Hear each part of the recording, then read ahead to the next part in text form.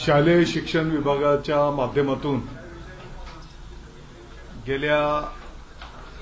काही महिन्यांच्यापासून आणि त्यातल्या त्यात आपल्याला माहिती आहे की माननीय मुख्यमंत्री महोदय देवेंद्रजी फडणवीस साहेबांनी प्रत्येक विभागाला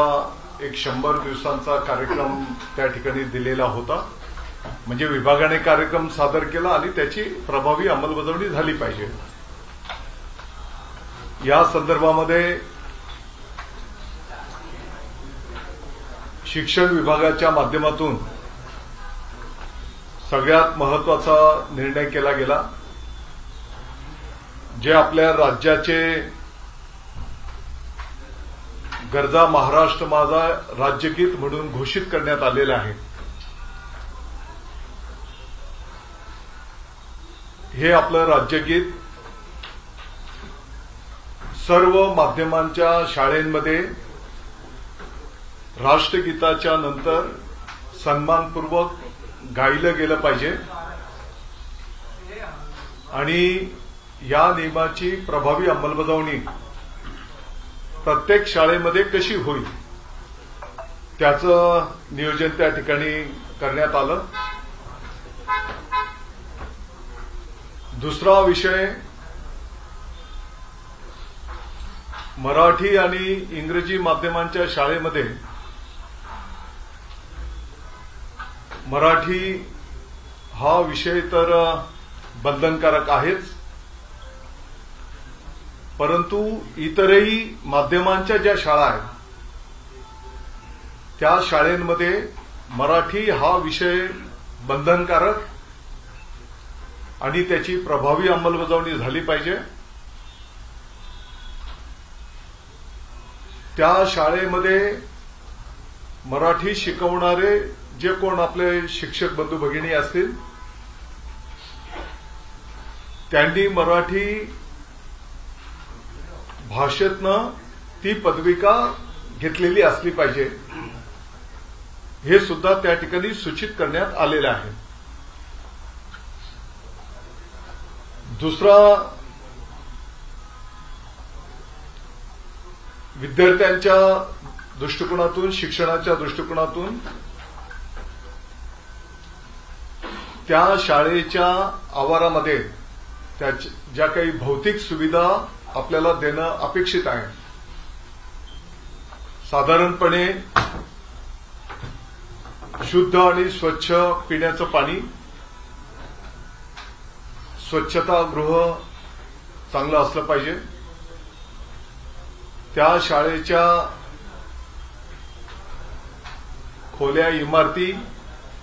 जिथे दुरुस्त करण्याची आवश्यकता असेल, कुठे नवीन बांधण्याची आवश्यकता असेल, त्याच्यासोबतच मग वाचनालय असेल, प्रयोगशाळा असेल, खेळाचं मैदान असेल, इतरही सुविधा कशा पद्धतीने आपल्याला निर्माण करून देता येतील आणि या सुविधा कोणत्या कोणत्या हेडमधून आपल्याला यासाठी निधी उपलब्ध करून ही कामं पूर्ण करता येतील याचंही नियोजन त्या ठिकाणी करण्यात आलं। आणि मला वाटतं की या संदर्भातला शासन निर्णय 16 एप्रिलला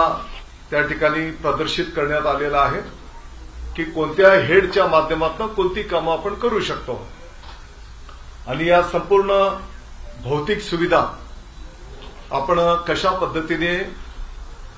मग ते आपली जिल्हा परिषदची शाळा असेल, नगर पंचायत असेल, नगरपालिका असेल, महानगरपालिका असेल, या सर्व शाळांच्यासाठी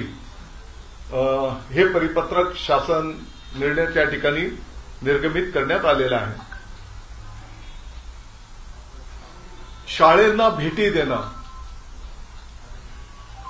शालेय शिक्षण मंत्र्याच्यापासून तर आमचे केंद्र प्रमुखांच्यापर्यंत, की जेणेकरून त्या शाळेत गेल्याच्या नंतर तिथले काय अडीअडचणी आहेत, तिथे काय कमतरता आहे, त्याच्यासाठी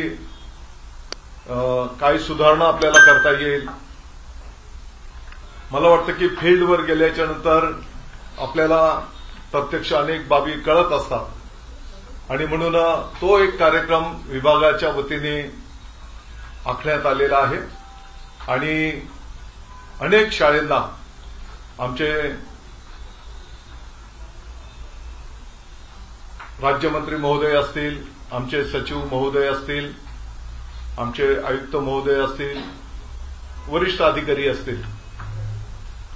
त्या ठिकाणी भेटी देऊन त्याच्यामध्ये त्यांच्या अडीअडचणी समजून घेऊन त्याच्यातनं मार्ग काढणं किंवा संबंधित लोकांना ते प्रश्न सोडवण्याच्या संदर्भामध्ये मार्गदर्शन केलं जात आहे. आपण बघितलं असेल की नुकत्याच 10वी आणि 12वीच्या ज्या परीक्षा संपन्न झाल्या त्यामध्ये कॉपीमुक्त परीक्षा अभियान हे त्या ठिकाणी राबवलं गेलं. स्वतः माननीय मुख्यमंत्री महोदय फडणवीस साहेब, माननीय सचिव, मुख्य सचिव महोदया